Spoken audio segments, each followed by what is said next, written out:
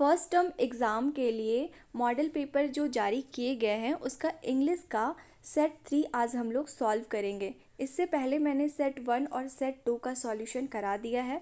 इस वीडियो के डिस्क्रिप्शन में उन वीडियोस का लिंक मिल जाएगा, वहां से आप देख सकते हैं। और इस वीडियो का पीडीएफ का लिंक आपको मिल जाएगा, वहां से आप इससे डायरेक्ट डाउनलोड कर सकते हैं। तो चलिए शुरू करते हैं।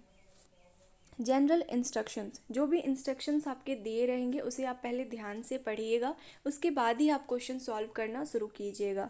Total number of questions is 40। Total number of questions 40 रहेंगे। Each question carries 1 mark. हर एक क्वेश्चन 1 मार्क्स का होगा। हर एक क्वेश्चन के लिए आपको 4 ऑप्शंस दिए रहेंगे और जो मोस्ट अप्रोप्रिएट आंसर होगा वही आपको सिलेक्ट करना है। All questions are compulsory. सारे क्वेश्चंस करना कंपलसरी है। No marks will be deducted for wrong answer. और कोई भी नेगेटिव मार्किंग आपकी नहीं होगी। तो कोशिश कीजिएगा सारे क्वेश्चन को अटैम्प्ट करने का, कोई भी क्वेश्चन छोड़िएगा नहीं एग्जाम में। Time 1 hours 30 minute. टाइमिंग आपका 1.5 घंटे का रहेगा। Section A reading. Total marks रहेंगे आपका 10। Read the passage carefully and select the best possible option. आप इस पैसेज को केयरफुली मतलब ध्यान से पढ़िए और जो बेस्ट पॉसिबल ऑप्शन है उसे सिलेक्ट कीजिए। Plastic is used everywhere because it is cheap and convenient to use. Plastic का यूज़ मतलब प्लास्टिक का उपयोग हर जगह किया जाता है क्योंकि ये क्या होता है, बहुत ही चीप होता है, मतलब बहुत ही सस्ता होता है। और यूज टू कॉन्वीनियंट मतलब उपयोग में सुविधाजनक होता है। People use plastic bags and other things made from plastic. Plastic से बने बैग्स का यूज़ लोग करते हैं और प्लास्टिक से बने अन्य चीज़ों का भी इस्तेमाल पीपल करते हैं। The use of plastic is creating plastic pollution. Plastic का यूज़ करना क्या पैदा करता है? प्लास्टिक पॉल्यूशन, है ना। प्लास्टिक का उपयोग प्लास्टिक प्रदूषण पैदा कर रहा है। Plastic can not dissolve so they remain for a long time. Plastic जो है वो डिज़ोल्व नहीं होते हैं, है ना, मतलब वो घुलते नहीं हैं, इसलिए वो लंबे समय तक बने रहते हैं। Plastic pollution is harmful for life on earth. Plastic प्रदूषण पृथ्वी पर जीवन के लिए क्या है? बहुत ही हार्मफुल है, मतलब हानिकारक है। Animals on land and sea eat plastic mistaking it as food. जमीन और समुद्र के जो एनिमल्स हैं मतलब जानवर हैं वो प्लास्टिक को खाना समझ के खा लेते हैं। Plastic is also harmful for the soil. Soil मतलब होता है मिट्टी, और प्लास्टिक जो है वो मिट्टी के लिए भी बहुत ही हार्मफुल है, मतलब हानिकारक है। Plants can not grow well in such soil. ऐसी मिट्टी में पौधे अच्छी तरह से ग्रो नहीं कर पाते, मतलब अच्छी तरह से विकसित नहीं हो पाते हैं। Water also gets polluted. और पानी भी प्रदूषित हो जाता है। Use of plastic is very harmful. और प्लास्टिक का प्रयोग करना बहुत ही हानिकारक है। We all have to be aware of its harmful effect. इसके हानिकारक प्रभाव से हम सभी को अवेयर होना चाहिए, मतलब अवगत होना चाहिए। फर्स्ट नंबर क्वेश्चन है, choose the most suitable title for the given passage. इस पैसेज के लिए एक सुटेबल टाइटल आप चूज कीजिए। पहला ऑप्शन है plant life, plastic pollution, animal life या डी अर्थ। तो क्या हो जाएगा इसका suitable title? B, plastic pollution, क्योंकि ये प्लास्टिक पॉल्यूशन से रिलेटेड है। तो 1 का आंसर क्या हो जाएगा? बी। सेकेंड क्वेश्चन है, why is plastic used everywhere. Plastic का यूज़ हर जगह क्यों किया जाता है? It has become a symbol of social status. Second है, it is not harmful for us, it is cheap and convenient to use. And D है, people are compelled to use it. तो इसका सही आंसर क्या हो जाएगा? सी, क्योंकि ये चीप और कॉन्वीनियंट होता है इसलिए इसका यूज़ हर जगह किया जाता है। तो सेकेंड का क्या हो जाएगा? सी। थर्ड क्वेश्चन है, plastic is harmful for people, animals, plants या ऑल ऑफ द अबव। तो क्या हो जाएगा? ऑल ऑफ द अबव, क्योंकि प्लास्टिक हार्मफुल सभी के लिए होता है ना, पीपल के लिए भी, प्लांट्स के लिए भी और एनिमल्स के लिए। तो 3 का ऑप्शन डी सही हो जाएगा।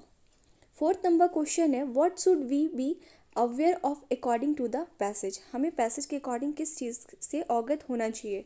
The bad effect of watching TV, the bad effect of smoking, the bad effect of eating junk food या फिर the bad effect of using plastic. तो पैसेज के अकॉर्डिंग क्या था? The bad effect of using plastic. तो fourth का option D सही हो जाएगा। फिफ्थ नंबर क्वेश्चन है, what is the एंटोनियम्स of harmless. मतलब हार्मलेस का अपोजिट वर्ड क्या है? पॉल्यूशन, ग्रो, हार्मफुल या फिर अव्यय, तो क्या हो जाएगा हार्मफुल। तो 5 का ऑप्शन सी सही है।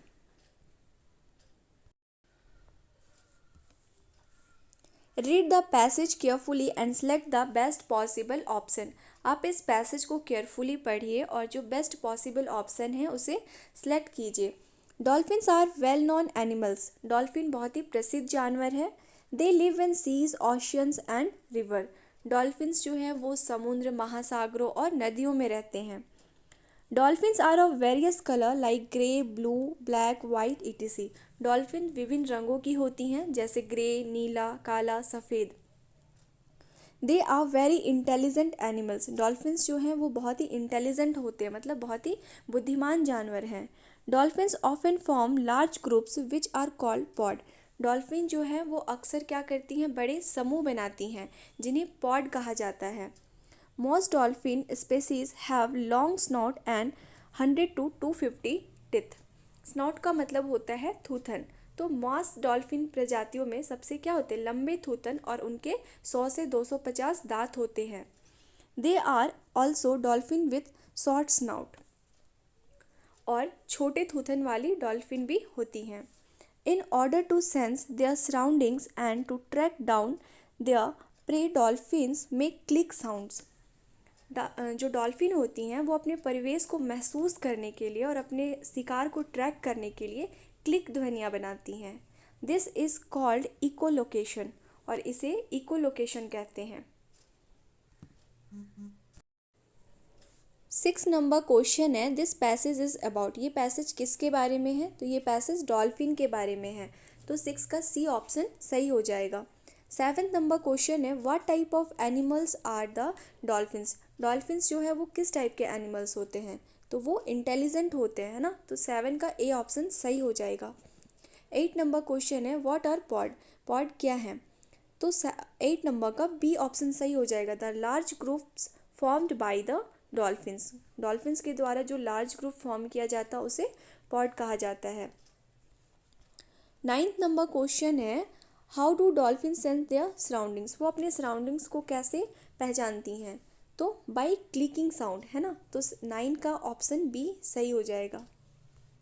10th नंबर क्वेश्चन है, what is the synonyms of brilliant. Brilliant का सिनोनिम्स मतलब सिमिलर वर्ड क्या है, तो क्या है बी इंटेलिजेंट, है ना। तो 10th का बी ऑप्शन सही हो जाएगा। नेक्स्ट है राइटिंग सेक्शन। टोटल मार्क्स है 5। Assume yourself as Rani Ravi, write an application to the headmaster of your school to grant your leave for 2 days। Complete the application for choosing the suitable option given. आपको अपने आप को रानी या फिर Ravi assume करना है और अपने हेडमास्टर को एक एप्लीकेशन लिखना है जिनमें उन्हें 2 दिन की छुट्टी माफ़ करने के लिए बोलना है। और इस एप्लीकेशन को आपको नीचे जो ऑप्शंस दिए गए हैं उनमें से जो सुटेबल ऑप्शन है उन्हें सेलेक्ट करके आपको सही ऑप्शन चुनना है। तो 11th में क्या हो जाएगा, टू द हेडमास्टर। तो देखिए द हेडमास्टर 11th का ए सही हो जाएगा, क्योंकि देखिए ये दोनों कैपिटल से नहीं है और यहाँ पे एच भी कैपिटल से नहीं है। तो 11th का ए ऑप्शन सही हो जाएगा। Sir most humbly and respectfully I beg to say that I am के बाद क्या हो जाएगा, सफरिंग, है ना। बी एम के बाद सफरिंग वर्ब का 4th फॉर्म लगेगा। तो 12th का बी ऑप्शन सही हो जाएगा। 13th में क्या हो जाएगा, 13th का बी ऑप्शन सही हो जाएगा, एब्सेंट। 14th में क्या हो जाएगा, सी ऑप्शन सही हो जाएगा। 15th का क्या हो जाएगा, ए ऑप्शन सही हो जाएगा। Section C grammar. नेक्स्ट हम लोग का ग्रामर सेक्शन है। Total marks 8। Fill in the blanks with appropriate form of verbs. Verbs का अप्रोप्रिएट फॉर्म आपको ब्लैंक में फिल करना है। 16 नंबर क्वेश्चन है, babies blank when they are hungry. तो इसका क्या हो जाएगा, ए। 16 का ए ऑप्शन सही हो जाएगा। Babies cry when they are hungry. 17 number question है, इट ब्लैंक नाउ। तो 17th का बी ऑप्शन सही हो जाएगा, है ना। It is raining now. Choose the correct option. 18th number question है, are you playing tennis, this sentence is. तो ये सेंटेंस कौन से टेंस में है, तो इसमें is are am plus verb का फोर्थ फॉर्म है ना, आर और वर्ब का फोर्थ फॉर्म प्ले में। तो ये कौन सा फॉर्म, ये कौन सा टेंस हो जाएगा, प्रेजेंट कॉन्टिन्यूअस। तो 18th का बी ऑप्शन सही हो जाएगा, 18th का बी। 19th नंबर है he blank swim if he wishes. तो 19th में क्या हो जाएगा, कैन, है ना, 19th का बी ऑप्शन सही हो जाएगा, he can swim if he wishes. 20 number question है she does not know blank to dance, है ना, सी डज नॉट नो। तो इसमें क्या हो जाएगा, how, she does not know how to dance, वो नहीं जानती कि कैसे डांस करना है। तो 20 का ए ऑप्शन सही हो जाएगा। 21 नंबर क्वेश्चन है she blank speak English fluently. तो 21 का बी ऑप्शन सही हो जाएगा, she can speak fluently.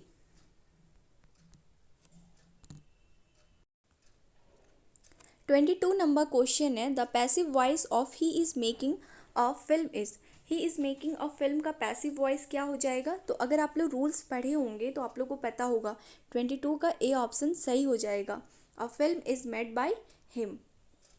23 number question है transform the given sentence into indirect speech, है ना, जो आपको डायरेक्ट सेंटेंस दिया गया है उसको आपको इनडायरेक्ट में कन्वर्ट करना है। The teacher said the earth is round. तो द अर्थ इज राउंड ये यूनिवर्सल ट्रूथ वाला सेंटेंस है ना, तो इसमें कुछ भी चेंज नहीं होगा, बस कॉमा और इन्वर्टेड कॉमा की जगह क्या आ जाएगा, दैट आ जाएगा। तो इसका ए ऑप्शन सही हो जाएगा, the teacher said that the earth is round. तो 23 का ए ऑप्शन सही हो जाएगा। Section D literature, total marks 12 + 5 17। ये पैसेज आपके बुक से दिया हुआ है, एक बार आप इस पैसेज को ध्यान से पढ़ लीजिएगा। हम लोग डायरेक्ट सॉल्यूशन पार्ट पे चलते, नहीं तो वीडियो बहुत लंबा बन जाएगा। 24th नंबर क्वेश्चन है the class roared I had to laugh too. तो 24th का ऑप्शन नंबर बी सही हो जाएगा ना, an a. 25th number question है हु वॉज मिस्टर किसिंग। तो 25 का बी ऑप्शन सही हो जाएगा, है ना, an is teacher. 26 number question है who is the author of from the diary of Anne Frank. तो 26 का बी ऑप्शन सही हो जाएगा, है ना, खुद एने फ्रैंक ने लिखी थी।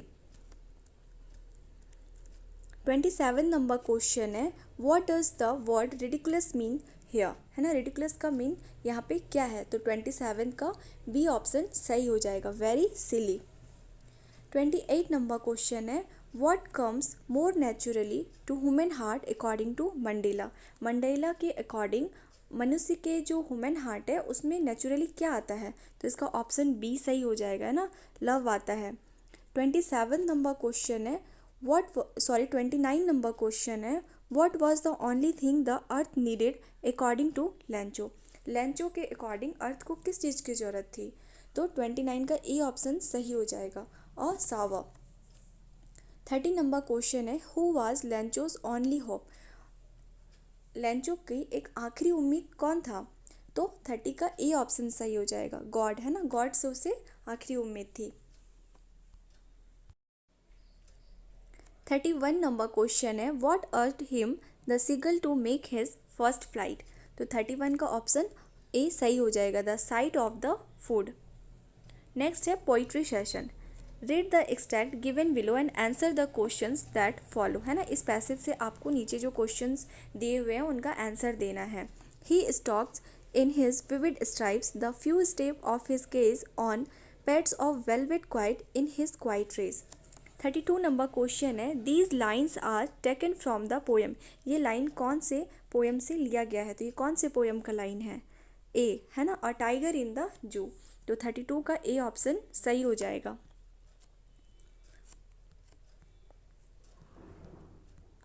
33 नंबर क्वेश्चन है who has written these line. तो a tiger in the zoo के पोइट कौन थे, बी, है ना, लेस्ली नॉरिस। तो 33 का बी ऑप्शन सही हो जाएगा।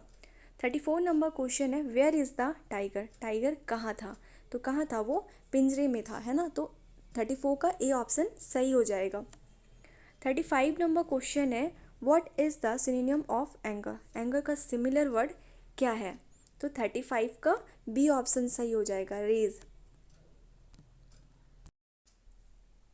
36 नंबर क्वेश्चन है who is responsible for ट्रिकीज illness. Tricky के इलनेस के लिए रिस्पॉन्सिबल कौन था। तो इसका आंसर हो जाएगा सी, मिसेस पम्फ्री, है ना, वो उसे बहुत खिलाती थी लेकिन एक्सरसाइज बिल्कुल नहीं कराती थी। 37 नंबर क्वेश्चन है who is the narrator in the story a Trump of surgery. A Trump of surgery के नरेटर कौन थे? तो मिस्टर हैरियट, है ना, जो कुत्ते के डॉक्टर थे उन्होंने ही इस स्टोरी को नरेट किया था। 38 नंबर क्वेश्चन है, according to Mrs Pumphrey Tricki was suffering from. तो according to Mrs Pumphrey Tricki किस चीज़ से सफ़र कर रहा था? तो माल न्यूट्रिशन से। 38 का बी ऑप्शन सही हो जाएगा। 39 नंबर क्वेश्चन है, in the thief's story what was Anil doing when the boy met him. जब बॉय मिला उस टाइम अनिल क्या कर रहा था? तो इसका ए ऑप्शन सही हो जाएगा, वॉचिंग अ रेसलिंग मैच।